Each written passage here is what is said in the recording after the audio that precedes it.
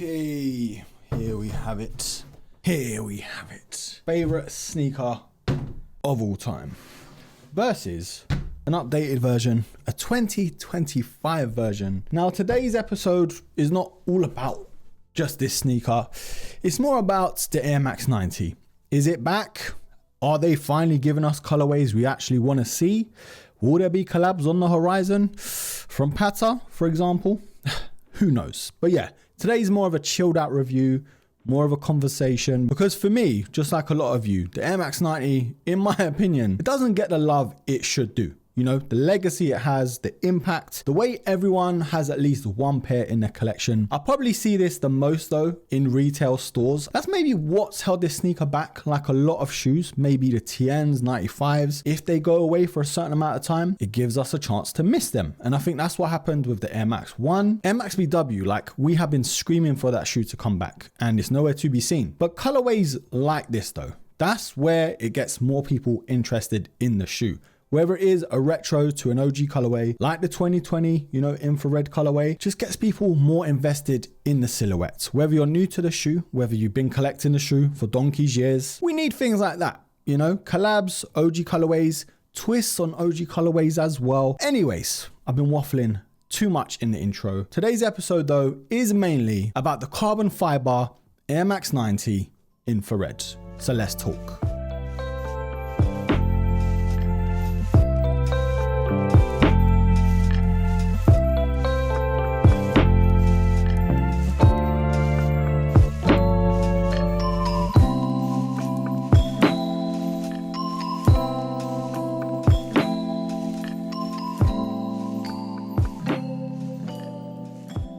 So, this shoe, it's a great one in my opinion. Some people aren't gonna like too much carbon fiber on their shoes.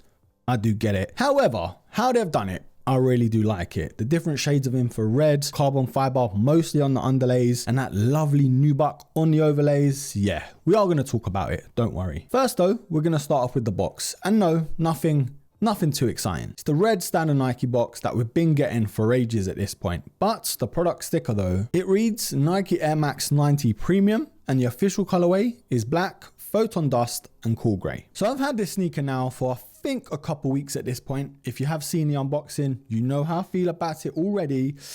And yeah, it's not going to be everyone's cup of tea just because it might be too overdone with the carbon fiber. Maybe they changed around too much with the infrared, maybe a bit of a gimmick to some people. For me, I'm here for it. Now, in terms of how they fit though, they are true to size. So whatever Air Max 90 you normally go with, honestly, I just stick to that. But if this is your first Air Max 90, whatever Nike sizing you normally go with, yep, again, stick to that. Although, if you are wide-footed, just go half a size up. Yes, it's about time this bad boy got some love. I mean, Nike's sort of forgotten about the Air Max 90. I know last year we've had a couple good things coming out, the reverse dark camos, the drifts as well, they were cool. But this year, it actually looks like they've listened. The Patas, they look like they're coming out very soon. This colorway as well. I mean, come on, look at it. The racing pack or racer pack, which is sort of Formula One inspired, that looks cool, very premium. Now I have seen some of the comments where the carbon fiber is a bit too much for them, and I do get it. Maybe they could have scaled it back a bit. Like the mudguard could have been just normal leather and maybe the tongue as well. But at the same time, I'm thinking that's the magic of this shoe. It's so overdone that it looks good. But of course, as you can see from the overlays, the mudguard and the tongue, yes, the carbon fiber is shining all day long. Now I do say shining, but it's not too loud. It's more like a shimmer if anything. Things I do really like as well though are the nubuck overlays. They look so premium, even to touch. The rough suede to the Nike swooshes too, those are cool. But one thing on paper though, I didn't think would work is the different shades of infrared. So for instance, the eyelets with the Air Max TPU badge there are very muted, more like a peach color if anything. But the section that surrounds the air unit that is synonymous with the Air Max 90 on the midsole, but even on the heel counter where the Nike Air badge is, both of those panels are super loud and way more colorful. But look, I'm not mad at it. It does work. It makes the sneaker pop where it needs to, but at the same time, keeping it muted. But let me know what you think, broski. Should the infrared just be kept one color or does this work? Now, sock liner wise is that cool gray that Nike are calling, and the insole is as infrared as ever. Speaking about the heel counter again though, just because you have to, this part is one of the best things about the 90. That shield has always been super cool with the Nike Air at the back. I mean, come on, who doesn't love that? Midsole wise wise though, yes, very traditional with the white, the infrared, and again the white in the air unit as well. And yes, it's the same with the classic 90 outsole, the waffle design in black and infrared. So I've sat with this sneaker for a couple weeks now. So I think I've got my answer already, but I need you guys to chime in. I need you lot to help me decide whether this, the carbon fiber infrared, is a buy or a buy.